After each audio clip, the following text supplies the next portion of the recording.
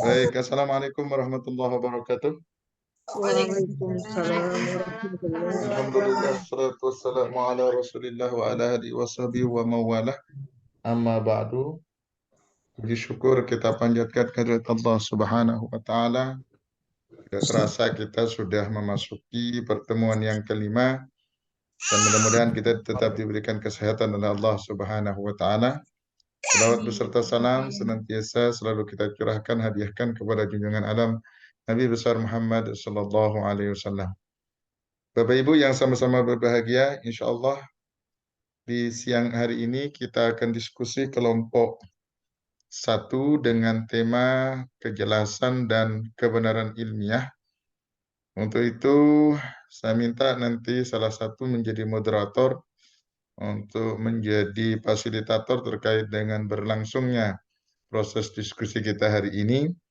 Dan nanti saya disisakan antara 20 sampai 30 menit sebelum berakhirnya perkuliahan kita ini untuk memberikan penguatan atau penegasan-penegasan terkait dengan materi yang kita bahas pada hari ini. Untuk itu selebihnya saya serahkan kepada pemakalah dan moderator untuk melaksanakan diskusi ini. Demikian dari saya ini Assalamualaikum warahmatullahi wabarakatuh. Waalaikumsalam warahmatullahi wabarakatuh. Waalaikumsalam warahmatullahi wabarakatuh. Silakan dilanjut. Assalamualaikum warahmatullahi wabarakatuh. Waalaikumsalam warahmatullahi wabarakatuh. Waalaikumsalam warahmatullahi wabarakatuh. Alhamdulillahirabbil alamin. Pada siang hari ini kita masih diberikan kesehatan sehingga kita bisa bertemu kembali di ruang Zoom. Pada hari ini kita akan melaksanakan diskusi yaitu dari kelompok pertama yang akan disampaikan oleh Pak Tri Mahmudi. Untuk lebih baiknya kita mohon bersama-sama semua di mute dulu ya mic-nya biar suara Pak Tri Mahmudi terdengar jelas sehingga kita paham pembahasan yang akan disampaikan oleh Pak Tri Mahmudi. Sudah semuanya? Baiklah, kita lanjut. Kepada Bapak Tri Mahmudi dipersilakan untuk menyampaikan makalah yang telah dibuat. Silakan Pak Tri. Ya, bismillahirrahmanirrahim. Assalamualaikum warahmatullahi wabarakatuh. Waalaikumsalam. Ya, terima kasih saya ucapkan kepada Bu Asfiati yang sudah memberi kesempatan saya untuk membacakan ya. Kalau untuk menyampaikan kayaknya terlalu berat buat saya karena saya masih awam dengan pengetahuan saya terkait ini ya. Untuk kesempatan ini saya akan mengangkat sebuah judul yang sudah ditugaskan kepada saya yaitu terkait kejelasan dan kebenaran ilmiah ya dalam berfilsafat ya. Adapun pembahasan yang akan saya angkat terdiri dari 5 topik. Yang pertama yaitu terkait pengertian kejelasan, yang kedua pengertian kebenaran, yang ketiga jenis-jenis kebenaran, yang keempat teori kebenaran, dan yang terakhir yaitu kebenaran ilmiah ya. Lanjut Pak Randi. Yang pertama yaitu terkait kejelasan. Kejelasan dalam Indonesia dan jelas dan kegamblangan. Ilmu pengetahuan merupakan kegiatan mengetahui dan berpikir yang makanya diperlukan apa yang maksud dengan kegiatan ilmiah ini diharapkan ada satu hal dengan hal yang lainnya. Hubungan antara hal yang dijelaskan atau diterangkan dengan hal yang menjelaskan atau menerangkan. Fungsinya kejelasan ini adalah biar data itu tidak ngambang lagi, biar bisa dipertegas lagi, ya. Inilah kejelasan. Selanjutnya terkait kebenaran. Kebenaran itu pada dasarnya adalah persesuaian antara pikiran dan kenyataan. Menurut Purwadinata, dalam Kamus Bahasa Indonesia menerangkan bahwa kebenaran itu terdiri dari 3 hal. Yang pertama yaitu kebenaran karena keadaan atau hal yang sebagainya yang benar atau cocok dengan hal atau keadaan yang sesungguhnya. Misalnya kebenaran berita ini masih saya ragukan. Kita harus berani membela kebenaran dan keadilan. Ya, itu yang pertama karena keadaan yang cocok. Yang kedua karena sesuatu yang benar atau sungguh-sungguh ada. Bentuk-bentuk hal demikian dan sebagainya. Misalnya yaitu kebenaran terkait ajaran agama. Terkait ajaran agama ini adalah sesuatu yang benar, yang mutlak, yang tidak bisa kita ragukan, ya. Dan kebenaran Purwadar, ya, itu yaitu kebenaran, kejujuran, kelulusan hati, ya. Contohnya yaitu tidak ada seorang dan kebenaran hatimu, ya. Itu contohnya yang diambil oleh Purwadarminta terkait kebenaran dalam Kamus Besar Bahasa Indonesia. Sedangkan menurut Abbas Hamami, kebenaran adalah persesuaian antara pengetahuan, penalaran, dan objek. Bisa diartikan juga sebagai suatu pendapat atau perbuatan seseorang yang sesuai dengan orang lain dan tidak merugikan orang lain, ya. Itu pengertian dari kebenaran. Kemudian untuk kebenaran ini saya tidak akan terlalu panjang, ya. Saya ngambil dari PowerPoint saya, ya. Itu kita lanjutkan terkait jenis-jenis kebenaran, ya. Oke. Untuk jenis-jenis kebenaran itu ada 2 tokoh yang saya ambil. Yang pertama dari Muhammad Mahfud, yang kedua dari Ahmad Tafsir, ya. Untuk menurut Mahfud, ya, dalam bukunya Ontologi, Epistemologi, Aksiologi dalam Pendidikan Islam, kebenaran dibagi menjadi 2, yaitu kebenaran yang absolut, yang mutlak, yang abadi, dan kebenaran rasio atau rasional. Untuk kebenaran yang absolut, yang abadi ini kebenaran yang tidak bisa dirubah dan tidak dipengaruhi oleh faktor lain, ya. Kebenaran ini bersifat nisbi, ya. Kalau untuk kebenaran ini adalah kalamullah, wahyu ilahi, itu adalah kebenaran yang mutlak. Sedangkan kebenaran yang rasional yaitu yang bersumber pada indera manusia sehingga mendapatkan keilmuan baru, ya. Sedangkan untuk yang kedua menurut Ahmad Tafsir dalam bukunya Mengurai Ontologi, Epistemologi, dan Aksiologi Pengetahuan yang dicetak dalam edisi yang keempat, beliau menyampaikan bahwa kebenaran itu dibagi menjadi 5, yaitu kebenaran religius, filosofis, estetis, pengetahuan mutlak, dan kebenaran relatif. Kebenaran religius yaitu kebenaran yang dibangun berdasarkan kaidah agama atau keyakinan tertentu, kemudian sebagai kebenaran absolut yang tidak terbantahkan. Ini kebenaran religius. Ini sama seperti yang dari Mahfud tadi, ya, kebenaran yang mutlak, ya.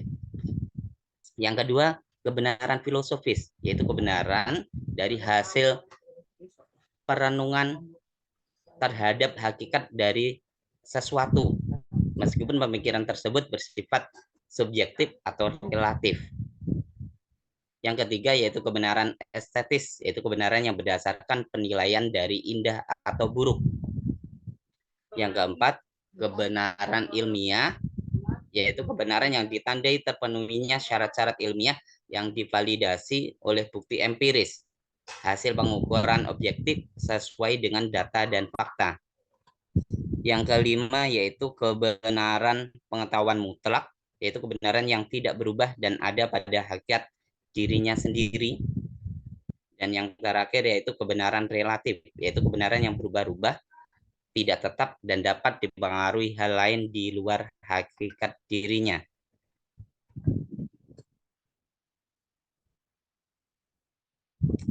Kemudian lanjut terkait teori kebenaran, ya. Untuk teori kebenaran itu ada 4, yaitu teori kebenaran korespondens, yang kedua teori kebenaran coherence, yang ketiga yaitu teori kebenaran pragmatis, dan yang terakhir teori kebenaran performatif. Ya. Teori kebenaran yang pertama yaitu teori kebenaran koresponden. Teori kebenaran koresponden ini atau disebut dengan teori kebenaran berkesesuaian. Ya. Dalam teori tersebut disebutkan bahwa suatu pernyataan dikatakan benar apabila ada bukti empiris yang mendukungnya. Ya. Bukti yang nyata, yang memang tidak diragukan lagi. Ya. Kebenaran ini terdiri dari kesesuaian pikiran dan kenyataan. Suatu keyakinan dapat disebut benar jika sesuai dengan fakta atau keyakinan yang benar.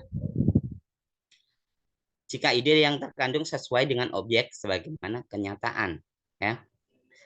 Untuk kebenaran koresponden ini contohnya yaitu contoh terkait bumi itu bulat ataupun ibu kota lah, ibu kota Kalimantan Timur. Ibu kota Kalimantan Timur di mana? Samarinda. Ya. Kemudian ibu kota Indonesia di mana? Jakarta. Ya. Itu sudah terbukti. Ya. Ataupun pembuktian terkait suasana dingin di luar. Orang itu bisa bilang, oh di sini dingin. Tapi itu harus dibuktikan. Ketika kita keluar, terbukti. Oh di luar ternyata hawanya memang dingin. Ya. Untuk tokoh-tokoh yang menganut teori ini, dari korespondens itu adalah Plato, More, Ramsey, dan Aristoteles. Ya. Kemudian untuk teori kebenaran yang kedua yaitu teori kebenaran coherence atau saling berhubungan. Dalam teori ini suatu perkataan disebut benar bila sesuai dengan jaringan komprehensif dari pernyataan-pernyataan yang berhubungan secara logis. Ya.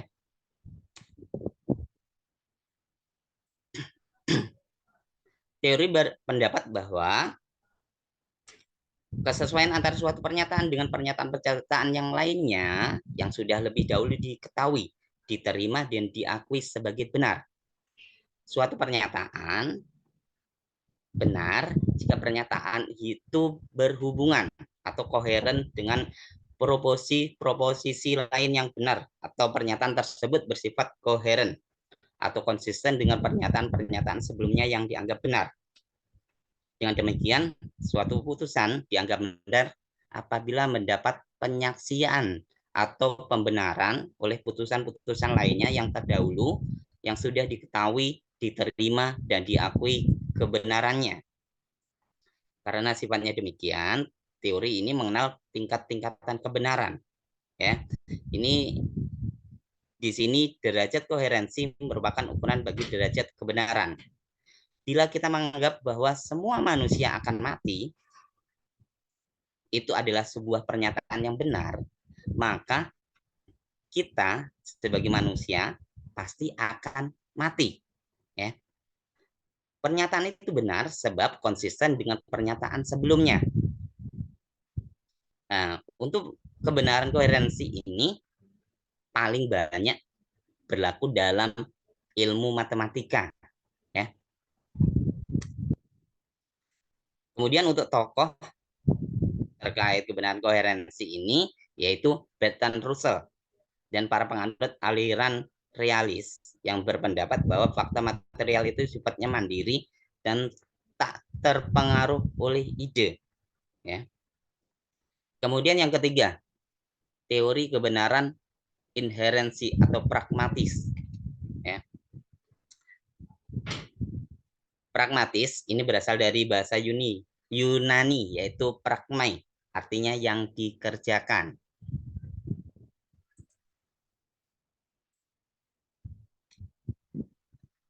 Teori ini berpendapat bahwa sesuatu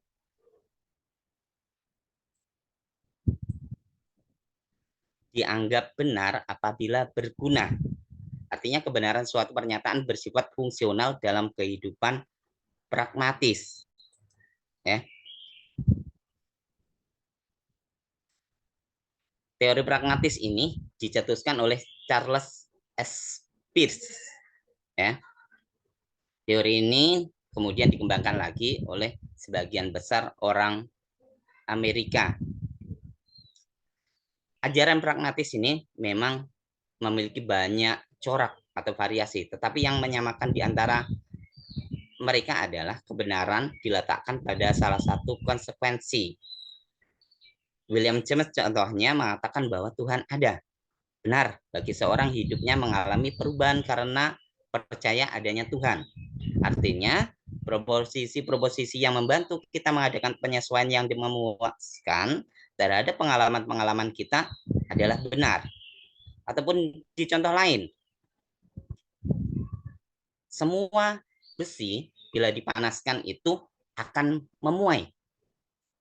Pernyataan ini benar jika ya bagi orang-orang yang mengikuti aliran pragmatis, yaitu terutama untuk tukang pandai besi atau orang pabrik yang mengolah besi menjadi alat-alat yang bermanfaat untuk keseharian. Ya. Ini benar karena memang bermanfaat atau berguna. Dan yang terakhir yaitu teori kebenaran performatif, yaitu suatu pernyataan dianggap benar kalau pernyataan itu menciptakan realitas. Ya. Tokoh yang mengangkat ini adalah Frank Renzi, John Austin, Peter Strawson. Ya.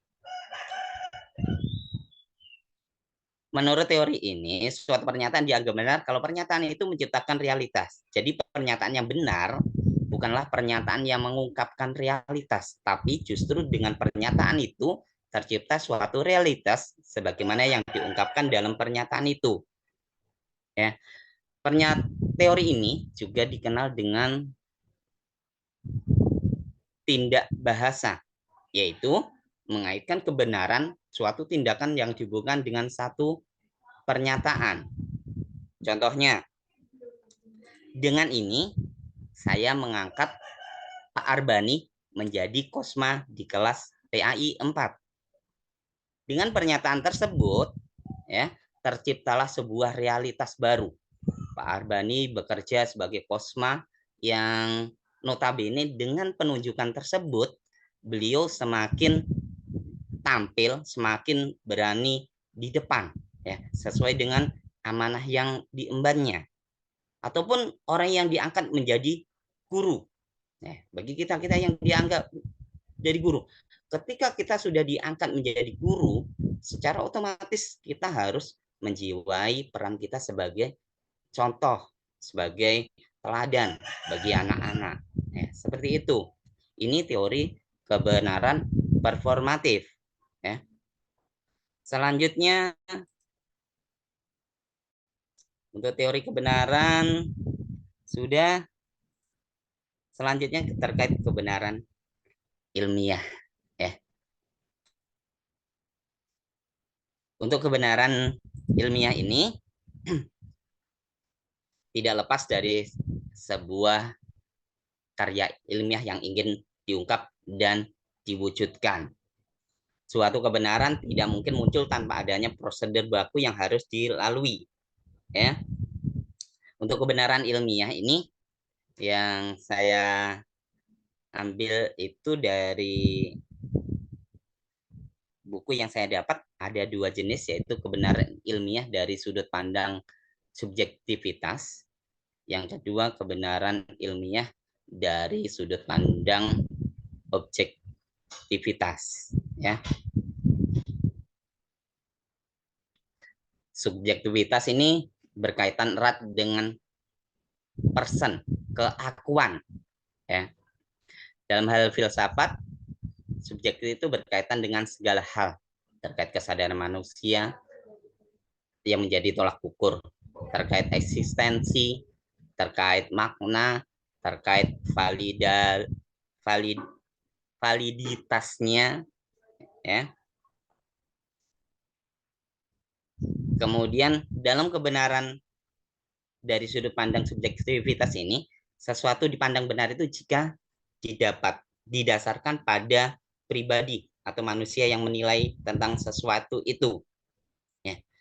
Ini biasanya ya keakuannya itu muncul ketika kita itu punya wawasan sesuai dengan sudut pandang kita.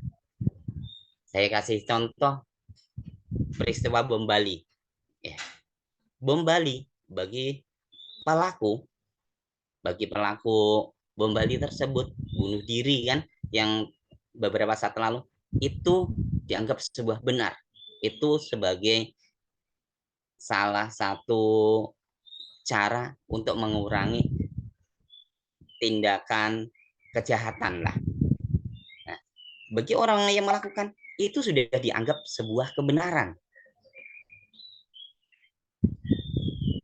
Itu sudah dianggap sebuah kebenaran yang akan dipegang terus, akan jadi sebuah keyakinan. Ini biasanya orang yang sekitar ini juga akan mempengaruhi terkait keakuannya ini.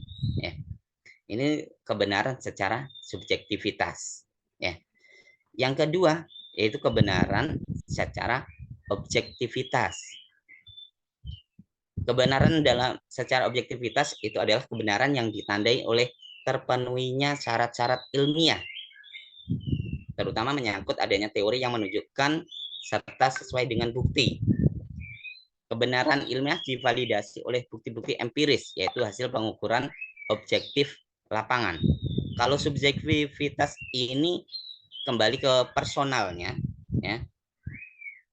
Kalau objektivitas ini dari sebuah aktivitas ilmiah, ya, dari trial and error, ya, mencoba, dari uji coba, dari penilaian atau memantau di lapangan dan lain-lain. Ya.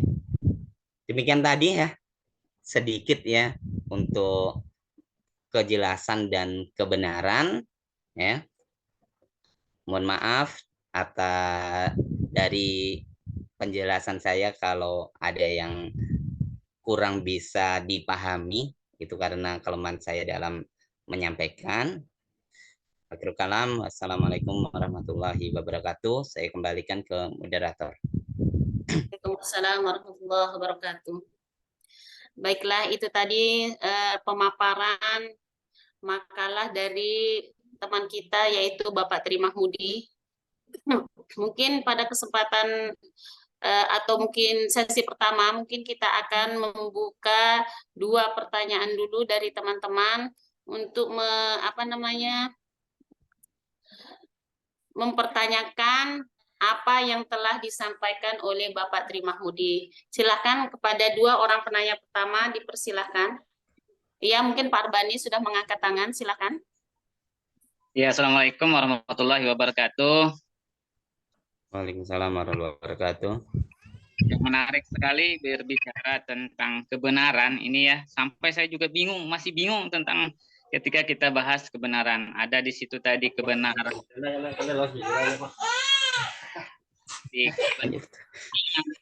Ada kebenaran. Memang itu yang masuk kebenaran, pembahasan kebenaran. Yang masuk kebenaran pengetahuan, yang mana yang masuk kebenaran teori kebenaran, jadi masih bingung ya. Kemudian ada lagi masalah misalnya kebenaran otoritas yang pernah saya baca tadi ya, kebenaran yang ditetapkan oleh otoritas tertentu, misalnya tadi kebenaran bahwa misalnya contohnya itu adalah corona ya, nah, ya virus corona. Tetapi masih ada beberapa orang yang menyaksikan kebenaran itu, gitu. Nah, kebenaran yang diputuskan oleh otoritas tertentu. Tadi belum saya dengar itu tadi. Jadi yang ingin saya tanyakan itu adalah apa bedanya kebenaran teori kebenaran tadi dengan kebenaran ilmiah dan kebenaran ilmu pengetahuan ya. Jadi bedanya kebenaran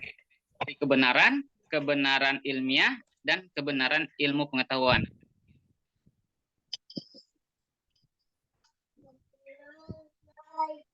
Ya, mungkin itu aja. Apa bedanya kebenaran dalam teori kebenaran tadi kebenaran ilmiah dan kebenaran ilmu pengetahuan. Saya lihat di dalam RPS itu 3 macam itu. Apa yang membedakan kebenaran ilmiah tadi dengan kebenaran. Oke, itu saja Pak Arbani? Ya, itu saja. Oke, agak sendat-sendat ya kayaknya itu ya. Oke. Ya. Kemudian satu, apa bedanya kebenaran ilmiah dan kebenaran ilmu pengetahuan? Oke. Sudah. Kemudian pertanyaan kedua mungkin dari Pak Awang. Silakan Pak Awang. Baik, terima kasih. Assalamualaikum warahmatullahi wabarakatuh. Ini sangat menarik Bapak ya. Saya mau masuk di ini pas di halaman kebetulan ini ada Ahmad Tafsir ya dalam bukunya mengurai ontologi, epistemologi, aksiologi pengetahuan ya. Di sini ada satu religius, filosofis, estetis, pengetahuan mutlak dan kebenaran relatif, gitu ya. Nah, di sini kan berbeda dengan pahamnya menurut Mahfud ya dalam bukunya mengenal ontologi, epistemologi, aksiologi dalam pendidikan Islam. Beliau mengatakan ada 2, ada kebenaran absolut, mutlak, abadi, 2 kebenaran rasional. Nah, di situ kita masih belum masih belum ngambang, kita belum mengerti apa yang dimaksud ini. Apakah contohnya begini, kita kan bisa mengatakan Al-Qur'an itu ilmiah ya, artinya jelas bisa dibuktikan kebenarannya, akan tetapi Al-Qur'an itu berbagai macam tafsir di situ. Misalnya contoh di Quran itu kan ada sesuatu ketika orang itu membunuh maka dihukum bunuh kan begitu. Kemudian lagi ada ketika mencuri maka harus dipotong tangan. Jadi pertanyaan saya itu kenapa kita di Indonesia ini sudah apalagi kita mayoritasnya orang Islam gitu kan. Nah, kenapa kebenaran yang dikatakan tadi yang kebenaran religius agama itu kan hal yang pasti, apalagi kita di Indonesia ini mayoritas Islam. Kenapa kita orang Islam itu tidak semerta-merta untuk memakai hukum itu, padahal kan itu hukum yang absolut tadi dikatakan ya, artinya yang sebagai kita beragama kita menjadikan patokan, rujukan, bahkan ya Al-Qur'an itu dari Fatihah sampai An-Nas itu semua kita merujuk ke sana ya. Tapi kenapa kita Indonesia ini dengan beralaskan mungkin dengan banyaknya agama, tapi kenapa kok tadi setengah-setengah, artinya kenapa kita setengah-setengah memakai Al-Qur'an itu gitu. Nah, maksud saya begitu. Mungkin itu saja Pak Tri, terima kasih. Oke. Sudah ya, mungkin dua penanya dulu kita jawab dulu. Nanti untuk Bu Ana nanti ya, sesi kedua mungkin ya Bu Ana ya. Baiklah, kita akan jawab pertanyaan dari Pak Arbani dulu, mungkin Pak Tria. Beliau menanyakan tadi, apa perbedaan kebenaran ilmiah dengan kebenaran pengetahuan? Mungkin itu yang perlu dipaparkan sedikit, mungkin. Silakan Pak Tri. Oke, terima kasih ya. Terkait pertanyaan Pak Arbani ya, yang terkait yang pertama yaitu apa bedanya terkait kebenaran ilmiah dan kebenaran ilmu pengetahuan. Ya, ya Pak Arbani ya. Ya, itu. Kebenaran ilmiah dan kebenaran ilmu. Apa bedanya sih?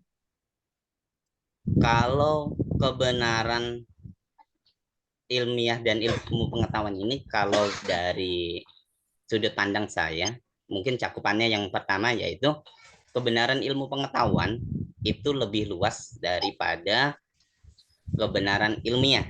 Ya, untuk kebenaran ilmu pengetahuan ini mungkin nggak perlu diteliti, nggak perlu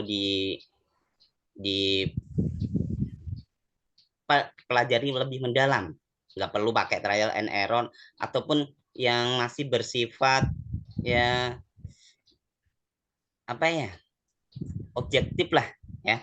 Sedangkan kalau untuk sains ya, kebenaran sains tadi yang ilmiah itu sudah melalui uji coba dengan penelitian-penelitian yang lebih mendalam ya, karena dalam ilmiah itu harus telah teruji ya syaratnya dalam kebenaran ilmiah itu ya. Mungkin itu Pak Arbani. Bagaimana Ya, Pak Armani? Jadi saya juga kebetulan mendapat sebentar ya. Saya kebetulan itu juga mendapat makalah itu judulnya kebenaran ilmu pengetahuan. Yang dibahas yang saya baca juga dia isinya juga teori kebenaran seperti teori korespondensi, teori koherensi dan konsistensi, kemudian pragmatis juga seperti itu yang dibahas di teori ilmu kebenaran ilmu pengetahuan. Jadi saya itu bingung. Artinya begini, ini bukan berarti menanyakan, hanya bisa jadi. Kemudian dari Bapak dosen mungkin bisa memberikan batasan kan nanti ya. Yang kedua berkaitan dengan kalau tadi Pak Tri membahas tentang kebenaran ilmiah, saya membahas metode ilmiah. Nah itu jadi kayak terpisah begitu. Nah bagusnya itu kan kalau misalnya ibaratnya kebenaran ilmiah, metode ilmiah. Nah, jadi di situ metode untuk mencapai kebenaran ya juga ada dibahas itu dengan observasi, dengan trial dan error gitu. Nah, jadi isinya itu juga ketika saya baca tentang epistemologi ke ilmu pengetahuan itu juga seperti itu gitu. Nah, jadi bukan berarti saya menyanggah apa yang disampaikan oleh Pak Tri, tapi ingin batasannya sejauh mana sih begitu saja sih kalau saya. Mungkin nanti bisa dipertegas lagi oleh Bapak dosen. Saya kira clear untuk pertanyaan saya. Baik ya, mungkin nanti kita minta pencerahan atau pemantapan jawaban dari Bapak Doktor nanti di akhir akhir pembahasan kita ya. Kemudian yang langsung aja Pak Tri ya, untuk pertanyaan yang kedua dari Pak Awang. Pak Awang tadi bertanya, mengapa kita di Indonesia ini tidak memakai hukum Islam? Padahal kita notabene-nya orang Indonesia itu lebih banyak orang Islamnya. Kenapa kok kita masih menggunakan hukum Islam itu setengah-setengah seperti itu? Gitu Pak Awang ya? Itu yang saya tangkap. Betul Pak Awang ya? Iya Kak, itu pertanyaannya Pak Awang. Kita tinggal di negara hukum, bukan negara Islam. Silakan Pak Tri, mungkin. Oke, terima kasih. Ya, kalau saya ada pertanyaan Pak Awang itu memang paling greget saya. Ya. Karena Pak Awang ini memang terkait keilmuan agamanya memang saya acungi jempol ya. Ya. Terima kasih Pak Awang. Terima kasih Pak Tri. Kalau saya menanggapi yang terkait ini Pak Wang, memang kebenaran itu kebenaran absolut, itu memang dari Tuhan ya, itu memang pasti, walaupun ya memang kalau kemarin sudah sempat dari beberapa mata kuliah itu disampaikan di sains itu memang baru mengaitkan terkait ilmu-ilmu yang ada dalam Islam itu memang benar ya. Kalau yang menanggapi dari Pak Awang tadi, kita negara maaf, kita itu orang Islam, kenapa kok nggak aturan Islam yang kita pakai ya? Mungkin Pak Awang bisa mereview kembali, bukan pada mata pelajaran ini ya, bukan pada mata kuliah ini, kita kembali terkait kewarganegaraan atau bentuk negara. Kita adalah Pancasila, ada undang-undang dasar yang mengatur ya. Kalau memang kita di negara Islam, oke, aturan Islam yang kita pakai. Tapi karena kita adalah negara Pancasila ya, negara Pancasila yang sudah ada aturan yang diatur dalam undang-undang dasar, di situ diperkuat dengan undang-undang, ya kita jalankan di situ Pak.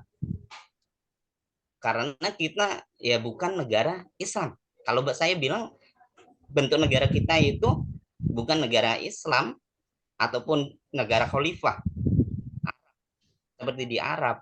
Kalau kita mau menyamakan seperti di Arab, nanti kita menganggap orang yang ibaratkan yang keluar dari syahadat halal darahnya, kita bunuh sampean bermasalah sama hukum yang ada di Indonesia seperti itu ya.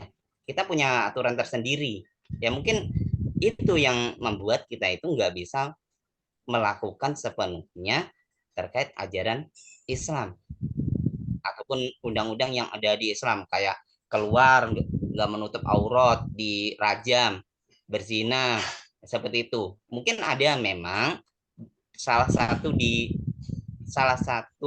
daerah di Indonesia, yaitu kalau nggak salah di Aceh, itu memang menerapkan hukum tersebut Pak Awang. Tapi itu juga masih dalam kutip, saya masih belum begitu jelas ya, belum begitu paham betul terkait penerapan hukum Islam yang di sana itu seperti apa. Yang jelas di Indonesia ini adalah negara yang sesuai aturan Undang-Undang Dasar 1945 dan undang-undang yang telah ditetapkan. Mungkin itu Pak Awang ya dari saya ya. Terima kasih. Berarti Pak Patria, kebenaran ilmiah itu tidak mesti kita laksanakan atau kita pakai ya, atau gitu.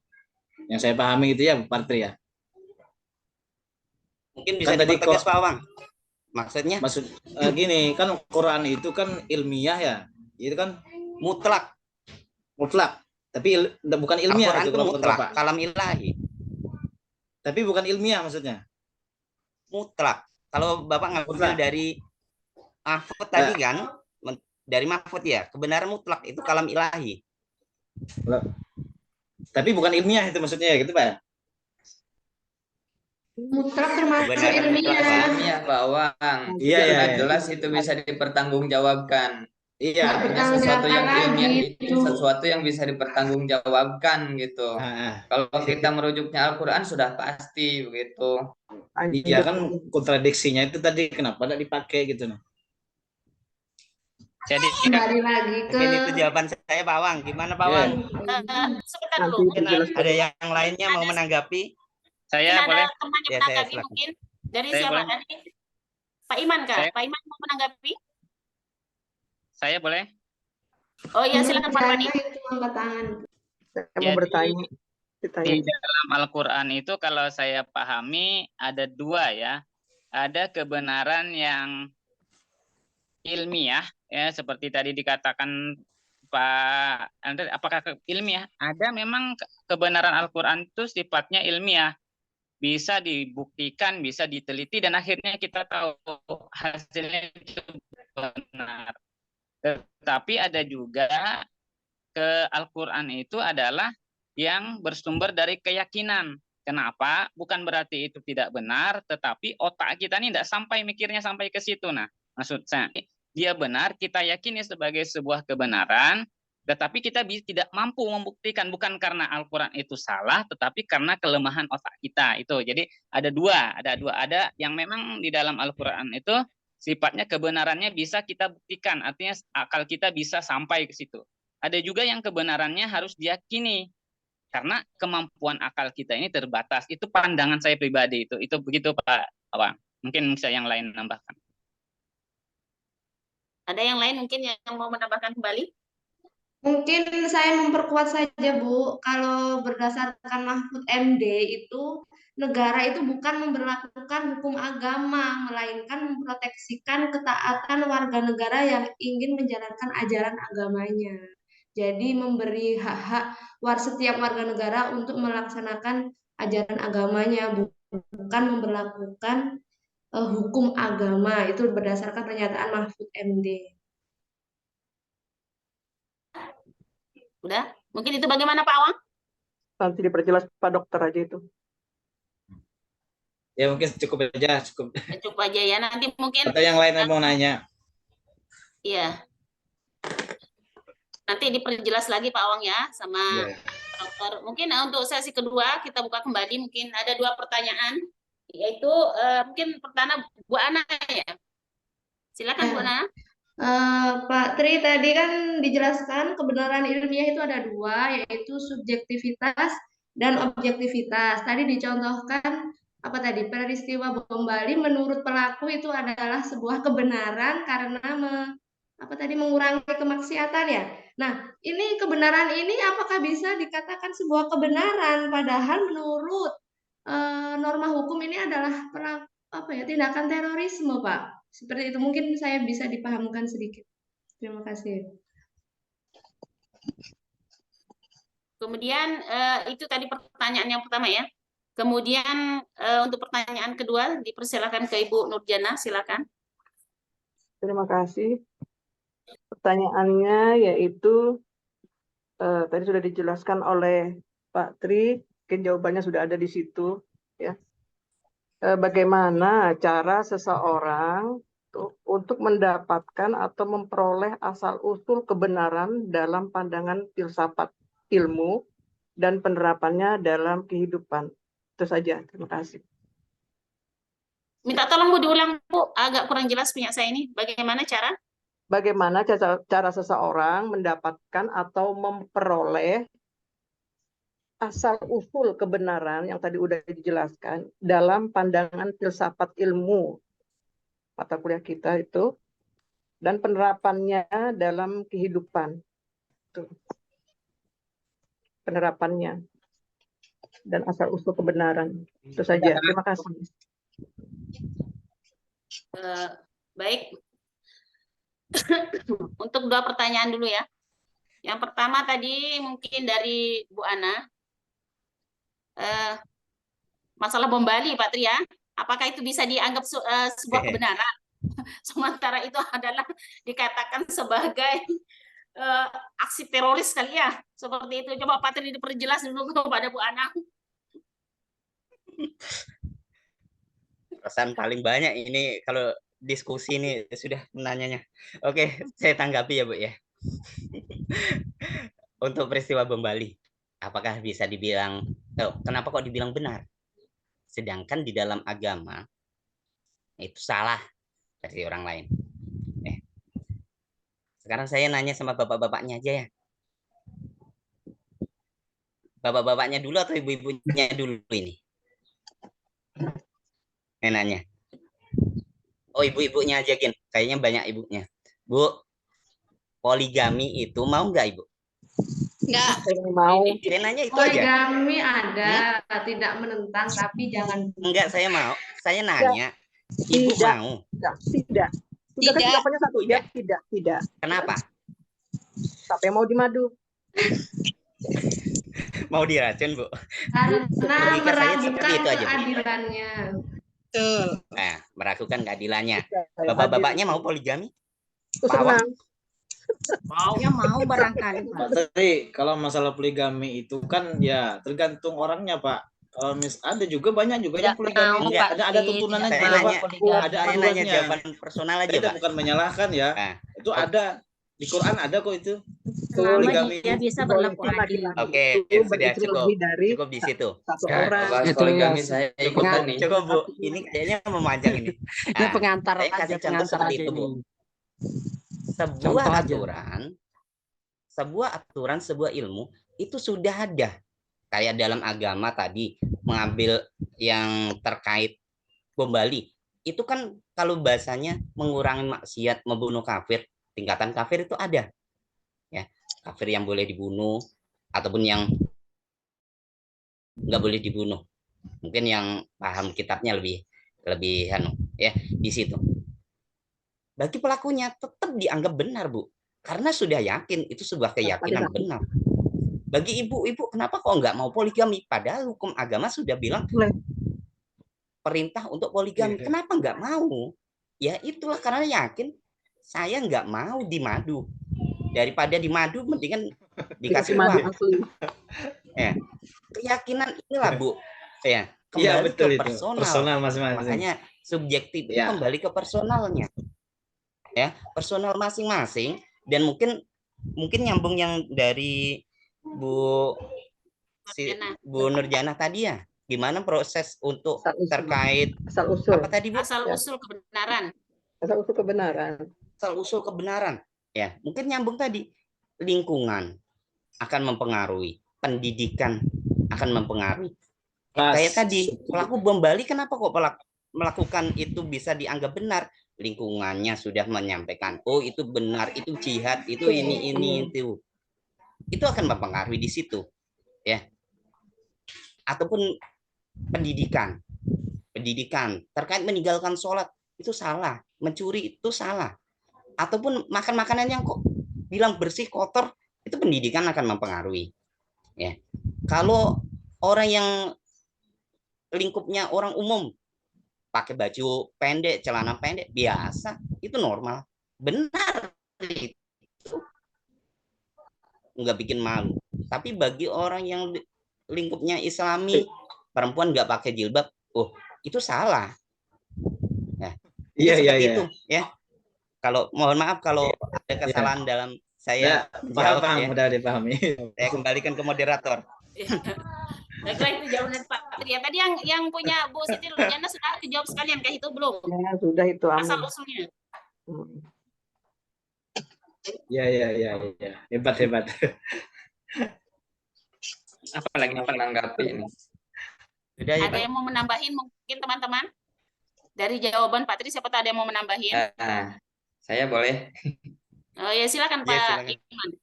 Ya, terima kasih. Jadi menanggapi pembahasan tadi tentang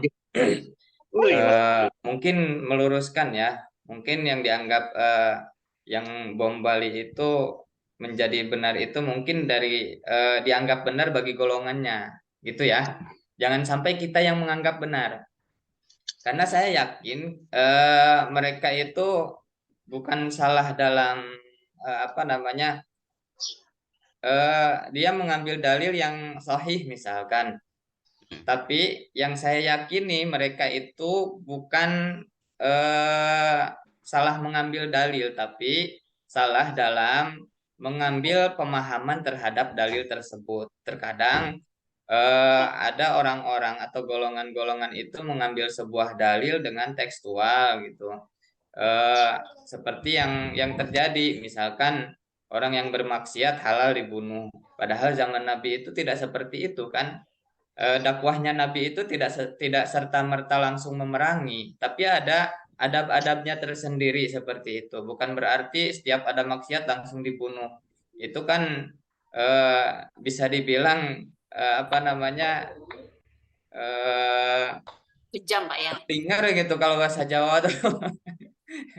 Jadi memahami sebuah ilmu itu bagi kita, apalagi di zaman sekarang ya, tidak bisa mengambil satu dalil langsung gitu dengan secara tekstual. Misalkan ngambil Sahih Bukhari, kan kita bisa berdalil seperti itu. Ini sahih hadisnya, berarti kita bisa mengamalkan ini tanpa mengetahui bagaimana para ulama menerjemahkan dalil tersebut, pengertiannya dan penjelasannya seperti apa gitu. Sehingga orang-orang yang tidak yang salah dalam memahami dalil tersebut ya bisa menjadi seperti itu. Akhirnya mungkin bagi mereka benar, tapi bagi kita jangan menganggap itu benar gitu ya. Dalam dalam materi ini kan yang dibahas tentang kebenaran, tapi perspektifnya jangan Persepsi. dari kita gitu. Jadi hanya meluruskan itu saja. Tapi mungkin mereka benar, tapi di kalangan mereka.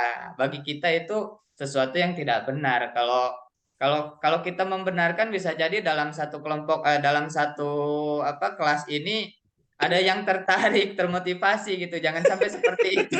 Takutnya seperti itu. Nanti ada yang ngajak, ayo Pak Iman kita ngebom aja lah. Oh, jihad katanya ya.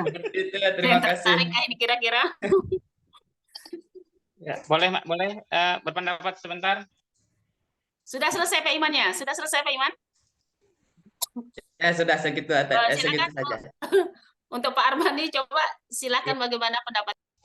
Ya, menanggapi apanya dengan Pak Iman, nyambung sebenarnya dengan apa yang disampaikan oleh Pak Iman tadi. Misalnya di dalam Al-Quran disebut la hukma illa hukmullah, misalnya tidak ada hukum selain hukum Allah, dan itulah kan ISIS ya di bendera dan menjadi asas mereka bahwa tidak ada hukum selain hukum Allah. Nah, sementara penerapannya tadi kata Pak Iman di dalam masa Rasulullah, di masa sahabat kan tidak serta-merta seperti itu.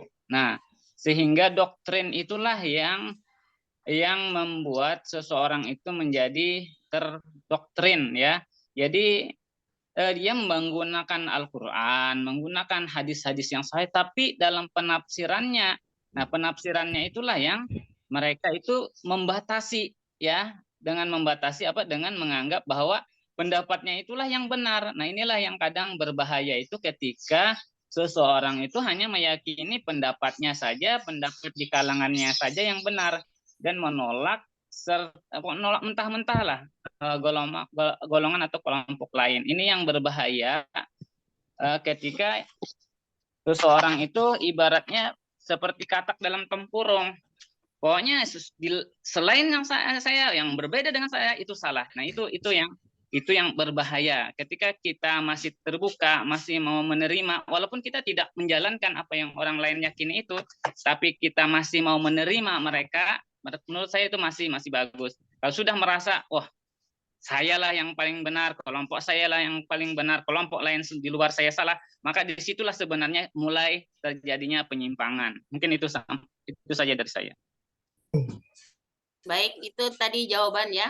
Mungkin orang yang mengatakan saya itu adalah temannya Fir'aun. Itu biasanya aku itu Fir'aun sama setan aja kok yang bilang aku.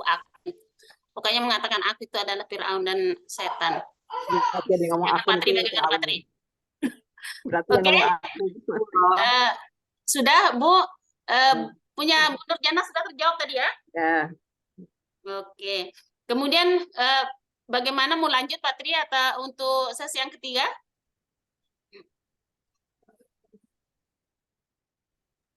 Ya Allah. Kita lanjut ya. Sesi yang ketiga. Banyak sekali pertanyaan Pak Tria. Bernapaslah dulu sebentar. Waktunya Bu diperhatikan. Waktunya sampai jam berapa? Masih banyak. Masih banyak. Wah. Masih banyak. Tinggal 1 jam 15 menit lagi. Panjang. Silakan berpuas-puaslah berdiskusi. Mungkin ada yang mau bertanya kembali teman-teman? Bentar ya.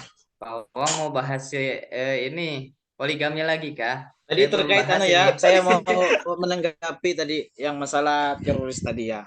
Itu kan kita sama dengan mereka, itu Qur'annya sama, hadisnya juga sama kan. Nah, tentang perbedaan memahami, menafsirkan Quran, menafsirkan hadis ini yang masalahnya di sini. Di situ titik permasalahannya. Kalau saya rasa ya mereka itu bagi yang pengebom ya, menurut mereka itu ya kebenaran sesungguhnya ya mereka sudah itu. Dan mereka mungkin keimanan yang di atas keimanan lah ibaratnya tuh, sudah rela mengorbankan dirinya sampai mati begitu. Kalau kita bilang mati konyol, tapi mereka bilang mereka itu mati dalam keadaan jihad, langsung masuk surga begitu kan, masalahnya gitu. Kalau saya sih melihat memandangnya itu ya sah-sah saja mereka begitu. Ya tapi ya kamu silahkan, kalau kita bilang mati konyol, mereka bilang mereka akan masuk surga. Pemahamannya gitu. Nah, tentang masalahnya ada lagi murid-muridnya itu kan nanti kan Pak Polisi nanti itu Pak Polisi yang kan mereka juga ada juga itu masih anak buah yang diproses itu. Itu kalau menurut saya ya, kalau saya sih bukan paham ISIS atau paham orang apa namanya yang berpaham bom diri itu ya. Tapi kalau saya rasa mereka itu tingkatan tertinggi keimanan yang sesungguhnya kalau menurut saya itu ya. Coba bayangkan rela pemahamannya itu menafsirkan hadis maupun Quran itu sanggup, luar biasa ya kalau menurut saya sih. Benar kalau apa namanya ya, kebenaran yang sesungguhnya sejati itu mungkin dia akan merasakan mungkin apa namanya itu ya. Jadi nggak bisa kita salahkan gitu. Nah, karena mentafsirkan Quran itu, mentafsirkan hadis itu kan tafsir-tafsir juga banyak, boleh orang menafsirkan gitu. Nah, tafsir itu bukan hanya satu, ada tafsir jalan lain, tafsir banyak itu. Ada Qurannya sama, nabinya sama, hadisnya juga sama. Nah, yang salahnya itu otaknya itulah tugas kita sebagai seorang pendidik ya. Jangan sampai kita baik itu mengajar di SD, SMP, SMA, jangan sampai ya paham-paham seperti itu kita jangan sampai adalah terpatri atau tertanam di anak, apalagi anak SD misalnya, SMP itulah tugas kita sebagai seorang guru untuk mencegah hal semacam itu supaya jangan berkembang di Indonesia. Kan faktanya sudah ada itu kan, sudah ada yang diproses bahkan. Jadi menurut saya ya itu saya mau nambahin itu. Terima kasih. Itu tadi dari Pak Awang ya. Saya bingung Pak Awang ini termasuk yang membenarkan atau menyalahkan, karena ada dua dari bahasanya itu jadi dua gitu. Yang pertama dianggap benar, tapi yang kedua jangan sampai siswa kita itu mengikuti. Jadi saya mau menanggapi ini bingung Pak Awang kemana. Enggak, maksudnya gini, Pak. Maksud saya begini, kayak gini kan, duduk masalahnya begini. Faktanya ada orang bunuh diri kan gitu kan. Menurut paham saya mereka itu mati konyol kan gitu. Tapi menurut paham mereka itu jihad akan masuk surga ya kan gitu. Nah dari segi keimanan kita pandang dari segi keimanan ya kan. Quran itu ada sama, Qurannya sama, nabinya sama, hadisnya sama. Tapi memaham hadis itu, menafsirkan hadis, menafsirkan Quran, menafsirkan seorang nabi itu berbeda. Ada yang ceramahnya seperti orang kayak marah-marah aja, berarti dia pandang Nabi Muhammad seperti kayak orang marah-marah aja. Ada juga yang santun seperti Agim, beliau itu santun, lemah lembut. Mungkin di pemikirannya Quran itu yang dari Nabi itu selalu santun aja kan gitu. Ada juga yang maunya perang aja, pakai mangkat pedang, pakai bom. Mungkin di pikirannya Nabi itu suka perang gitu kan begitu. Kan mentafsirkannya berbeda-beda. Artinya menurut paham betul yang Pak Tri tadi bilang, itu kan pemahamannya masing-masing person gitu. Memahaminya tentang ilmiah tadi, kebenaran misalnya Al-Qur'an lah ibaratnya tuh. Menurut saya begitu. Jadi bagi kita ya mereka salah, tapi mereka kan mereka benar gitu. Dan gitu maksudnya kayak gitu. Yang kita pandang itu keimanannya loh, yang kita jadikan pembelajaran di situ. Hebat betul loh nih, hebatnya tuh kok keimanannya itu sampai tertinggi gitu. Nah, rela mengorbankan dirinya demi agama gitu. Kita kalau disuruh berani enggak? Gitu ya. Kan kita enggak berani tuh. Oke, Bawang, saya tanggapi sedikit ya. Pak Tri, boleh saya masuk Pak Tri? Saya sebentar dulu ya Pak, nanti ditambahin ya. Iya. Oh, ya, gini ya. Yang terkait kebenaran tadi, Bang, makanya nggak lepas terkait subjektif sama objektif, Pak Awang ya. Kalau untuk objektif sama, yang dikaji itu Al-Quran, hadis, ya. Al-Quran, hadis, Sabiah, Ikhwanul Muslim, dan lain-lain, itu semuanya sama. Objeknya itu Al-Quran dan hadis. Mereka masih berpegang teguh dengan apa yang menjadi warisannya Nabi Muhammad. Ya.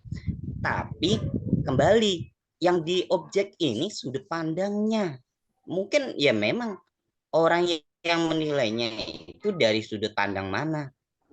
Benar katanya Pak Awang, ada yang tipenya orang yang keras, ambil yang keras-keras. Oh, ini cocok dengan saya. Ada yang lemah lembut. Oh, diambil yang lemah lembut. Iya. Di situ. Makanya kita ngambil, kalau ke sejarah, kita ambil lah sahabat-sahabatnya Rasulullah itu. Semuanya karakter masing-masing. Ali, maaf, yang Abu Bakar lemah lembut, Umar galaknya luar biasa, ya kayak gitu. Seperti itu dari sama yang mereka pakai yaitu Quran sama hadis, sunnah di situ aja. Nah, kalau yang tadi terkait pemahaman lebih mendalam, ya bahasanya kalau tingkatannya kita membahas terkait filsafat, orang berfilsafat sama orang berpikir itu sama, gunakan otak. Cuma orang berfilsafat ini lebih mendalam lagi. Ya. Dan catatannya Pak, bijak di situ untuk mengambil keputusan. Ya, mungkin itu. Silahkan saya lanjutkan sama Pak Susilo. Silakan Pak Susilo. Terima kasih, menarik ini. Cuma yang tadi saya simak itu saya lebih tertarik itu begini. Yang namanya kebenaran itu kan logis dan empiris ya. Nah, maksudnya yang disampaikan Pak Tri intinya itu logis dan empiris. Sedangkan yang kita bahas ini tentang masalah bom tadi, itu sesuatu yang tidak logis dan tidak empiris. Kenapa? Nyawa itu kan tidak ada tokonya, tidak ada dijualnya. Berani mengorbankan nyawa itu kan secara otomatis tidak logis. Nah, yang saya lebih tertarik itu ada sebuah sistem atau cuci otak. Nah, itu yang saya tertarik itu cuci otak tadi. Itu kok bisa-bisanya gitu nah.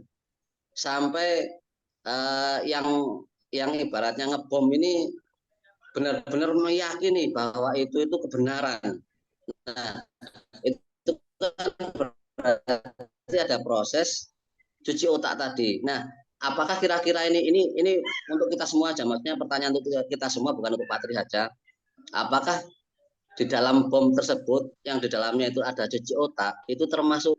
Nah, maksud saya itu doktrin-doktrin yang seperti itu apakah termasuk kebenaran itu? Yang saya lebih tertarik seperti itu. Jadi kalau misalnya suatu kebenaran itu tidak logis dan tidak empiris, itu pasti ada sesuatu yang salah gitu. Nah, Al-Quran itu iman tetapi logis, tetapi sistematis, tetapi bisa dibuktikan. Nah, ini kan sesuatu yang tidak logis.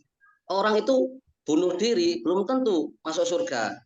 Bisa dibuktikan kan belum bisa. Nah, yang saya lebih tertarik ini kira-kira itu kayak apa? Cuci otaknya ini bisa dikatakan kebenaran atau tidak itu kira-kira. Itu untuk pertanyaan semuanya, bukan untuk Pak Tri saja. Mungkin itu saya nambahin aja itu. Mas Susilo, kalau saya tanya, teman-teman saya tanya ya teman-teman.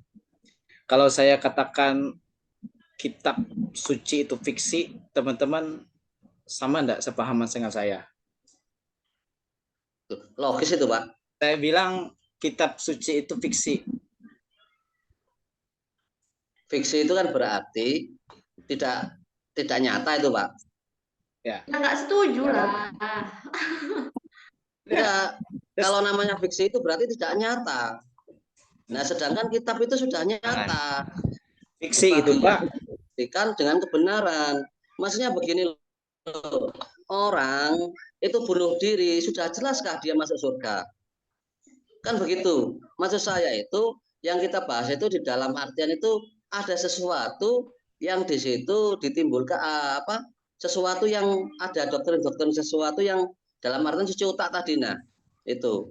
Nah, maksud saya itu kira-kira cuci otak ini termasuk kebenaran atau tidak ini gitu. Apa kayak hipnotis atau bagaimana tadi ini? Udah Pak ya, saya bisa sedikit masuk sedikit, mohon maaf Pak ya. Kebenaran itu Pak relatif ya. Sama kita memandang perempuan itu, mungkin kayak istri saya itu saya bilang cantik gitu. Tapi kata orang bilang, orang lain mengatakan itu biasa-biasa aja. Itu kan seperti itulah. Sama kita agama itu juga pilihan. Agama itu saya anggap ya pilihan kita. Bagi orang-orang kalau kita anak orang tua kita Islam ya kita Islam. Itu kalau kita, tapi ada juga yang memilih, Pak. Contoh kayak Deddy Corbuzier, beliau itu Agama memilih. keturunan. Nah, enggak, maksud saya itu kan ada yang faktor keturunan, ada juga yang memang memilih. Hidup itu pilihan. Nah, seperti kayak Quran itu saya bilang fiksi, betul juga fiksi. Kenapa?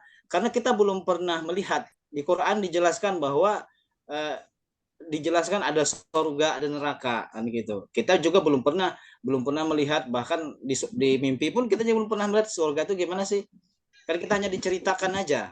Kita tidak tahu. Jadi karena kita belum pernah melihat, belum pernah mata kepala kita belum pernah melihat seperti apa itu gambarannya itu. Jadi kita menafsirkan sehingga muncul pemahaman orang gitu. Nah, itu Pak. Jadi kita tidak bisa memaksa orang untuk pendapat kita yang dipakai. Betul tadi sudah yang bilang Pak Arbani, juga bilang Pak Tri, kita tidak bisa memaksakan orang, kamu harus ikut aku, tidak bisa kan? Contoh kita Islam Al-Quran, ada juga orang yang lain beragama yang lain, ada kitab-kitab yang lain. Apakah mereka mengatakan mereka itu salah? Tidak, benar bagi sisi mereka. Ya kan, sama juga tadi gas bom Bali tadi, kembali lagi tadi kasus bom bunuh diri itu, ya bagi mereka ya benar, tidak ada yang salah itu bagi mereka. Tapi ya tugas kita yang ada polisi ya, ada yang Densus 88 ya, itu memang sudah di sana ada rezekinya mereka itu, memang sudah diatur Tuhan itu. Karena dari Rasulullah itu apakah tidak tahu bahkan bakal ada kejadian kasus bom ini? Sebenarnya Rasulullah sudah tahu. Bahkan ada misalnya ada Muhammadiyah, ada NU, itu Nabi sudah tahu. Ada misalnya perdebatan masalah rokok misalnya, rokok aja. Ada yang mengatakan haram, ada yang mengatakan makruh. Itu sudah tahu Nabi bakal terjadi seperti itu. Nah, makanya yang ada di Quran itu biasanya kalau ada melarang itu ada jelas, misalnya la taqrabuz zina ya. Kan la taqrabuz zina, jangan kau dekati zina. Terus lagi ada dalam Quran itu innamal khamru wal maisiru wal ansab wal azlam rijsum min amali syaitan fajtanibuhu la'allakum tuflihun. Itu kan jelas larangan khamar, judi, mabuk. Itu jelas Quran itu. Dan Nabi sudah tahu itu. Nah, kenapa kayak masalah rokok, kalau masalah bom ini kan enggak ada jelas kamu dilarang jangan ngebom nanti. Kan enggak ada itu. Jadi wajar-wajar saja mereka itu menafsirkan berarti aku boleh ngebom karena Nabi itu pernah perang gitu, pernah angkat pedang gitu kan gitu. Begitu. Coba misalnya ada Nabi itu ngomong begini, nanti kalau aku meninggal dunia ya jangan ada yang ngebom misalnya. Redaksi begitu kan tidak ada. Jangankan ya bom, Nabi yang akhir kiamat saja Nabi sudah tahu. Nah, yang sebelum dan yang sudah terjadi bahkan hari kiamat nanti Nabi sudah tahu, apalagi masalah bom bunuh diri itu Nabi sudah tahu sebenarnya. Tapi memang ya sudah ada porsinya masing-masing gitu. Memang sudah Allah yang menentukan itu. Kita di bawah dari kendali Allah Subhanahu wa taala. Itu tambahan gitu. Terima kasih. Oke, cukup. Mungkin untuk pertanyaan dari Pak Susilo kita cukupkan saja. Mungkin nanti kita minta pembahasan atau jawaban dari pertanyaan Pak Susilo kita kepada Pak Dokter saja agar terarah, mungkin ya lebih terarah lagi jawaban dibutuhkan oleh kita semua ya. Mungkin sampai sini saja kali ya Pak Tri, kita sudahi saja untuk pertanyaan-pertanyaan. Untuk selanjutnya mungkin kita serahkan kepada Pak Dokter untuk menengahi permasalahan yang tadi yang sudah timbul. Sehingga kita semua bisa jelas ya, tidak terlalu ngambang pembahasannya seperti itu. Jadi satu yang kita dengar dan itu dari Pak Dokter. Untuk selanjutnya waktu kita serahkan kepada Pak Dokter. Silakan Pak Dokter. Ya, terima kasih teman-teman. Luar biasa sekali perdebatannya. Suara saya mudah-mudahan bisa didengar dan ditangkap karena kondisi suaranya tidak stabil. Bisa ditangkap ya suara saya? Bisa. Pak. Oke. Saya mau mulai dari mana dulu? Dari pertanyaan dari pertanyaan saya tadi Pak, apa bedanya kebenaran ilmiah dan kebenaran ilmu? Oke, saya ingin menangkap begini ya, Pak. Saya menangkap pertanyaannya Mas Arbani. Kebenaran ilmiah dan kebenaran pengetahuan, mana yang muaranya? Muara dari semua kebenaran ilmu pengetahuan itu adalah pengetahuan ilmiah. Maka mana dulu yang lahir adalah kebenaran ilmiah. Itu dulu yang lahir. Kebenaran ilmiah itu lahir dari proses berpikir filsafat. Sehingga kemudian nanti berpikir filsafat itu akan melahirkan yang namanya kebenaran ilmiah, dan kebenaran ilmiah itu akan melahirkan yang namanya ilmu pengetahuan. Maka ilmu pengetahuan itu adalah bagian yang tidak terpisahkan dari kebenaran ilmiah, dan kebenaran ilmiah itu bagian yang tidak dipisahkan dari kebenaran berfilsafat, termasuk adalah filsafat ilmu. Makanya di dalam filsafat ilmu itu juga kita bahas terkait dengan bagaimana ilmu itu diperoleh, kemudian bagaimana kemudian filsafat itu memandang tentang ilmu, kemudian juga di hari ini kita berbicara tentang bagaimana kemudian kejelasan dan kebenaran ilmu itu menjadi bagian terpenting di dalam filsafat ilmu itu. Sehingga kebenaran ilmiah itu menjadi satu langkah dalam memperoleh kebenaran ilmu pengetahuan. Dan berfilsafat itu menjadi sarana untuk melahirkan kebenaran ilmiah tadi. Kalau berbicara tentang kebenaran ilmiah, kan berarti kita berbicara terkait dengan bagaimana pengetahuan itu diperoleh. Bukan berbicara tentang pengetahuannya, tapi berbicara tentang bagaimana pengetahuan itu diperoleh. Maka tadi sudah dibahas terkait dengan teori-teori kebenaran itu. Ada teori kebenaran korespondensi, ada koherensi, sampai kepada teori-teori kebenaran pragmatis. Sementara kalau kita berbicara tentang kebenaran ilmu pengetahuan, kita juga tidak lepas berbicara tentang kebenaran empiris, bahwa ilmu pengetahuan itu diperoleh dari dasar berpikir secara empiris. Artinya bahwa segala sesuatu itu harus bisa dibuktikan dalam bentuk riset.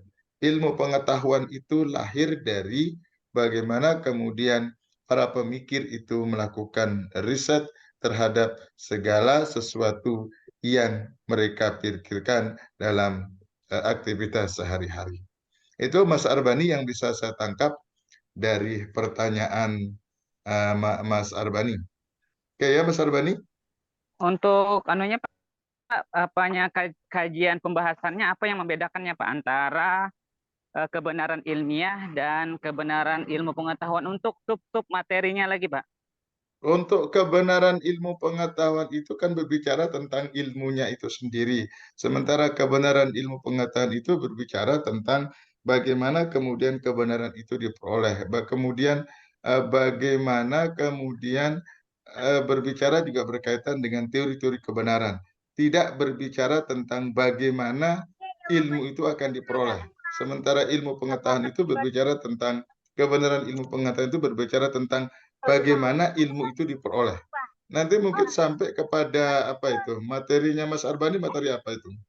Ya, materi saya itu Pak ada 4 bahasannya. Yang pertama adalah sumber ilmu pengetahuan seperti ada 4 itu. Kemudian kebenaran metode ilmiah dulu, metode memperoleh pengetahuan. Nanti di situ ada trial dan error, pengamatan, observasi dan lain sebagainya. Kemudian yang objek ketiganya itu adalah juga tentang kebenaran ilmu pengetahuan. Nah, selanjutnya yang keempat itu adalah aliran filsafat ilmu. Kalau itu kan sudah jelas Pak. Nah, yang tadi masih antara batasan kebenaran ilmiah dan kebenaran ilmu pengetahuan. Nah, itu tadi yang kalau sumber kan sudah jelas Pak. Kalau sumber itu jelas sudah tidak ada bahasannya. Kemudian metode memperolehnya pun sudah jelas yang menjadi tadi cuma kebenaran ilmiah dan kebenaran ilmu pengetahuan. Karena ketika saya mencari materi-materi itu ya dibahas juga teori-teori kebenaran tentang teori korespondensi, koherensi, pragmatis, juga seperti itu Pak maksud saya tadi. Ya, ada sebagian memang semakin pakar mengatakan bahwa kebenaran ilmiah itu sama dengan kebenaran ilmu pengetahuan. Ada sebagian yang menyamakan. Tapi sebagian lain mengatakan bahwa kebenaran ilmiah itu adalah berbeda berdiri sendiri dan kebenaran ilmu pengetahuan juga berdiri sendiri. Kebenaran ilmu pengetahuan itu lahir dari kebenaran ilmiah tadi. Kebenaran ilmiah itu berbicara tentang bagaimana ilmu pengetahuan itu diperoleh dengan melalui by research tadi, melalui pendekatan empiris tadi. Sementara kebenaran ilmiah itu diperoleh dari berfilsafat tadi. Salah satunya adalah filsafat ilmu yang membicarakan tentang bagaimana kebenaran ilmiah itu diperoleh. Nanti akan ketemu, coba nanti di browsing-browsing lah terkait dengan perbedaan-perbedaan antara kebenaran kebenaran ilmiah dengan kebenaran ilmu pengetahuan. Saya coba tadi browsing, coba saya lihatkan tadi. Saya tadi coba browsing terkait dengan apa perbedaan kebenaran ilmiah itu. Kalau kebenaran ilmiah itu sesungguhnya adalah sebagian pakar mengatakan dia sebagai suatu pengetahuan yang jelas dan pasti kebenarannya menurut norma-norma keilmuan. Jadi dasarnya ada norma-norma keilmuan. Sementara kebenaran ilmu pengetahuan itu bersifat pragmatis. Artinya apa? Kalau dia bersifat pragmatis berarti berbicara tentang subjektivitas tadi. Berbicara juga terkait dengan empiris tadi. Sama dengan kalau kita kaitkan dengan apa yang disampaikan oleh kawan-kawan tadi, bahwa pengeboman itu adalah bagian dari kebenaran subjektivitas. Menganggap bahwa apa yang saya lakukan itu adalah benar menurut pandangan saya. Maka saya tetap pada posisi yang kemudian membedakan antara kebenaran ilmiah dengan kebenaran ilmu pengetahuan. Karena kebenaran ilmu pengetahuan itu dipandang benar dan dianggap sebagai pengetahuan yang sahih sepanjang tidak ada ditolak kebenarannya dan bermanfaat bagi manusia. Kalau kemudian tadi kita kaitkan dengan kaitkan dengan pengeboman tadi, ketika kemudian sepakat orang masyarakat mengatakan itu adalah benar secara etik, benar secara logis, maka kebenarannya itu juga bisa diterima. Tapi persoalannya apakah semua orang membenarkan terkait dengan perilaku pengeboman itu, kan jawabannya tidak. Maka kebenarannya disebut dengan kebenaran subjektivitas. Itu Mas Arabani, jawaban dari saya. Coba nanti sampai browsing lah, itu pasti ada perbedaannya. Oke, Mas Arbani? Nanti Pak. Nanti pas makalah saya berarti ada. Oke, siap. Oke, siap Pak. Siap. Kemudian, apalagi yang harus saya jawab terkait dengan pertanyaan Bapak Ibu? Saya tadi tergelitik dengan ini. Tergelitik dengan pertanyaannya Mas Susilo. Apa tadi pertanyaannya Mas Susilo? Tentang kebenaran tadi Pak, yang subjektif tadi. Jadi terkait dengan cuci otak tadi ya?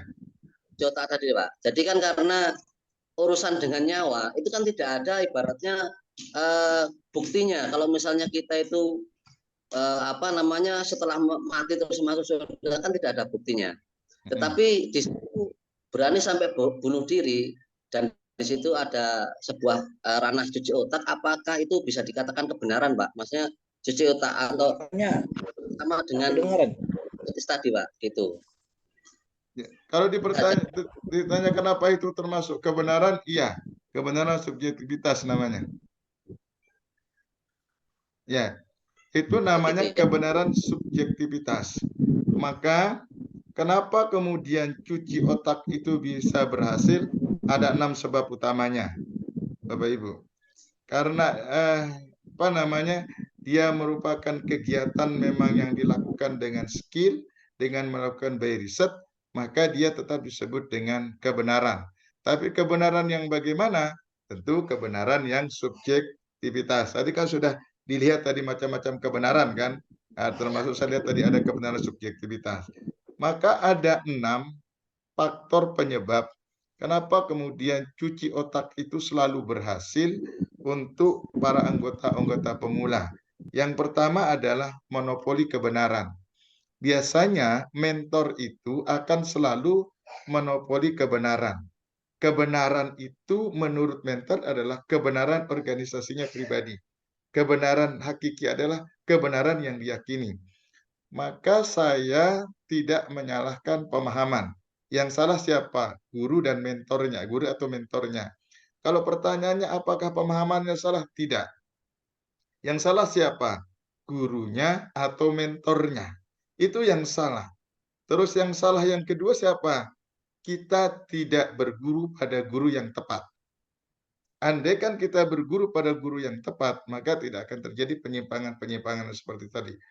Ketika yang pertama, seseorang monopoli kebenaran, kemudian dia ajarkan kepada anggotanya, dia ajarkan dengan berbagai macam canda kutip iming-iming dan lain sebagainya, menganggap bahwa kelompok di luar golongannya itu adalah salah, kelompok di luar golongannya itu adalah kafir, yang paling benar adalah kelompok mereka, yang paling benar adalah pemahaman mereka, semua orang di luar kelompoknya tidak benar dan halal hukumnya darahnya untuk diambil atau halal hukumnya nyawanya untuk dibunuh. Maka monopoli kebenaran itu cukup sangat berbahaya. Ketika kita sebagai seorang pendakwah, sebagai seorang guru, menyampaikan terkait dengan kemudian kita monopoli kebenaran, seolah-olah pendapat kita yang paling benar, seolah-olah doktrin kita yang paling benar, maka itu sangat berbahaya dan itu akan menimbulkan benih-benih bibit-bibit baru terkait dengan radikalisme tadi. Maka sebagai seorang guru kita harus harus bijak ketika menyampaikan terkait dengan satu pemahaman. Kalau perlu ada perbandingan-perbandingan mazhab yang kita gunakan. Makanya kenapa kemudian kita penting belajar tentang usul fikih dan fikih supaya pemahaman keberagaman itu kita benar. Kalau kemudian kita bersumber kebenarannya dengan Al-Quran dan hadis, kan kita punya keterbatasan. Kita bukan mujtahid mutlak, kita bukan mufassir, kita bukan ahli tafsir. Maka perlu kita hukumnya bermazhab mengikuti salah satu mazhab imam mazhab mutlak yang menjadi anutan kita. Apakah kita mengikuti mazhab Imam Syafi'i, Hanafi, Hambali, Maliki? Dipersilahkan. Yang penting tidak keluar dari konteks 4 mazhab itu, sehingga dalam berpikir, dalam berijtihad itu kita mengikuti pandangan-pandangan imam mujtahid mutlak yang sudah ada. Yang kedua, Bapak Ibu, kenapa kemudian cuci otak itu atau doktrin itu bisa berhasil? Kedua adalah sebab sugesti. Biasanya mentor itu akan mensugesti kelompok-kelompok barunya dengan iming-iming surga. Bahwa Anda berjihad di jalan Allah. Anda berjihad menumpas kemungkaran. Kan dalil yang selalu digunakan itu adalah terkait dengan amar ma'ruf nahi mungkar. Yang dikedepankan adalah nahi mungkarnya. Bagaimana kemudian kemungkaran-kemungkaran yang ada di muka bumi itu harus dimusnahkan dari muka bumi ini karena tidak sesuai dengan pandangan keagamaan mereka. Maka sugesti ini menjadi jalan yang kedua untuk bisa mencuci otak seseorang. Ketika orang sudah tersugesti, biasanya dia akan terbuai. Kalau orang sudah tersugesti dengan kata-kata mentornya, dengan keindahan tutur bahasanya, dengan kejelasan bahasanya, biasanya orang itu akan mengikuti. Kenapa kemudian kita mudah tersugesti? Boleh jadi satu, pemahaman tentang sesuatu yang disugestikan itu kita minim. Yang kedua, tidak ada bahan perbandingan terkait dengan apa yang disampaikan oleh mentor kita itu, sehingga kita menganggap bahwa segala sesuatu yang disampaikan mentor itu adalah benar dalam arti kebenaran hakiki dan kebenaran mutlak. Itu Bapak Ibu yang kedua, penyebab kenapa kemudian seseorang itu mudah dicuci otaknya atau didoktrin. Yang ketiga Bapak Ibu, penyebab kenapa kemudian didoktrinasi itu sangat mudah dilakukan di kalangan-kalangan anak-anak muda atau kalangan-kalangan peserta baru organisasi. Yang ketiga adalah penanaman makna. Bahwa penanaman makna itu berkaitan dengan bagaimana memaknai sebuah peristiwa. Misalnya pemaknaan jihad itu kan sering salah disampaikan oleh mentor itu. Makna jihad yang sering disampaikan dalam komunitas ekstrim, komunitas radikalisme itu adalah makna jihad bermakna mengangkat senjata, yaitu berperang dengan berbagai macam, entah itu dengan mengebom, entah itu dengan menggunakan senjata tajam dan lain sebagainya. Padahal kan pemaknaan makna jihad itu sesungguhnya yang paling yang paling mafhum kita kenal itu adalah bagaimana pemahaman makna jihad yang disampaikan oleh baginda Rasul, yaitu jihad melawan hawa nafsu. Sehingga itulah sesungguhnya yang harus kita tanamkan. Bukan memaknai jihad itu adalah mengangkat senjata. Bukan memaknai bahwa makna jihad itu adalah pengeboman dan lain sebagainya. Maka penanaman setiap makna kata yang disampaikan kepada yang dimentori itu akan biasanya berpengaruh terhadap keyakinan dari si peserta mentor itu, menganggap bahwa yang ada dalam benak dirinya bahwa jihad itu ya berperang tadi. Membunuh itu dibolehkan dengan satu dalil amar ma'ruf nahi mungkarnya. Membunuh itu menjadi halal karena menganggap bahwa di luar komunitasnya itu adalah kafir, menganggap bahwa misalnya pemerintahan itu adalah togut atau pemerintahan itu tidak sesuai dengan konsep pemerintahan ala Islam dan lain sebagainya. Kemudian Bapak Ibu yang keempat, kenapa kemudian cuci otak atau doktrinasi itu bisa cepat berhasil? Yang keempat, faktornya adalah faktor kontribusi. Bahwa setiap anggota yang masuk dalam komunitas itu, lambat laun itu akan diminta oleh mentornya, oleh orang yang mencuci otaknya, untuk berkontribusi berkaitan dengan loyalitasnya. Bahwa bentuk loyalitas dari anggota itu adalah bagaimana kemudian dia melaksanakan perintah. Melaksanakan perintah itu menjadi sebuah kewajiban sebagai bentuk implementasi dari kontribusi dan disebut dengan loyalitas itu. Kalau dia tidak melakukan itu, maka loyalitasnya diragukan terhadap komunitas tersebut. Kan boleh jadi kalau dia menolak itu, dia dianggap bukan anggota militan, bukan dianggap sebagai anggota yang memang, kalau bahasa yang saya gunakan, sami'na wa ata'na terhadap pimpinannya. Maka kontribusi ini menjadi penyebab faktor keempat kenapa kemudian cuci otak itu bisa dilaksanakan. Yang kelima, Bapak Ibu, bahwa faktor yang kelima adalah jenjang karir. Biasanya di dalam komunitas-komunitas itu akan mengiming-imingi, memberikan iming-iming terkait dengan jenjang karir yang bisa dilakukan oleh yang bersangkutan ketika dia masuk dalam komunitas itu. Maka kita bisa lihat dalam komunitas-komunitas komunitas radikalisme itu biasanya ada proses penjenjangan karir yang dilakukan. Misalnya siapa jadi panglimanya, siapa jadi koordinator wilayah dan lain sebagainya. Dan itu menurut mereka tuh sangat menjanjikan dan sangat prestise ketika kemudian dia mendapatkan jenjang karir yang cukup tinggi dari jenjang karir yang saat ini yang sedang mereka lakoni pada komunitas itu. Kemudian yang keenam Bapak Ibu, faktor penyebab kenapa sangat mudah terjadi yang namanya doktrinasi itu adalah karena doktrin itu dilakukan terus-menerus, kontinuitas.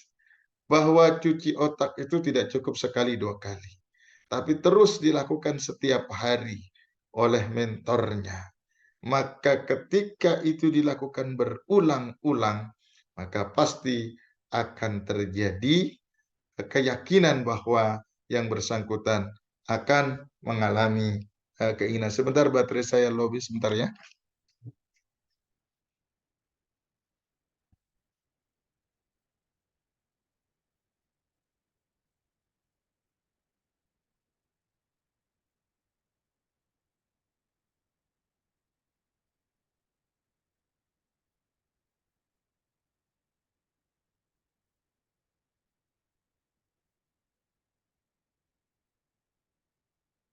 Oke, sorry.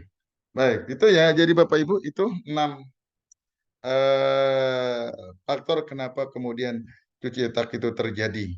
Jadi cuci otak itu adalah bagian dari kebenaran ilmiah yang sifatnya subjektivitas.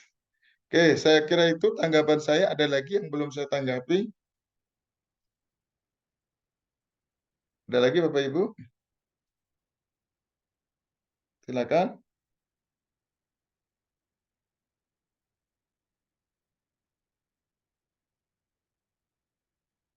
Cukup Bapak Ibu? Cukup, Pak. Cukup, baik. Saya kira itu pertemuan kita hari ini. Terima kasih atas atensinya. Jangan lupa minggu depan itu kelompok 2. Kelompok 2-nya siapa Bapak Ibu?